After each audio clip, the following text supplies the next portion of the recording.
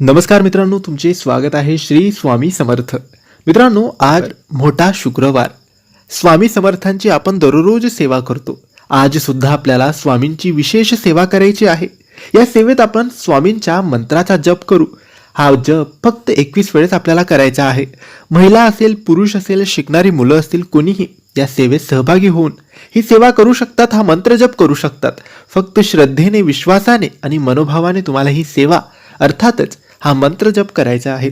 आजच्या दिवशी, शुक्रवारच्या दिवशी सकाळी किंवा संध्याकाळी कोणत्याही एका वेळेस आपण आपले हात, पाय, तोंड स्वच्छ धुवून आपल्या देवघरासमोर आपल्याला बसायचे आहे.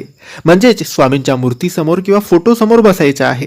त्यानंतर अगरबत्ती, दिवा लावायचा आणि सगळ्यात आधी आपले दोन्ही हात जोडून स्वामी समर्थ महाराजांना प्रार्थना करायची.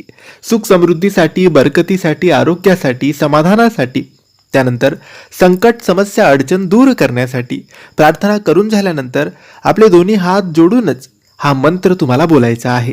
हा मंत्र काही असा आहे: ओम दिगंबराय नमः, ओम दिगंबराय नमः.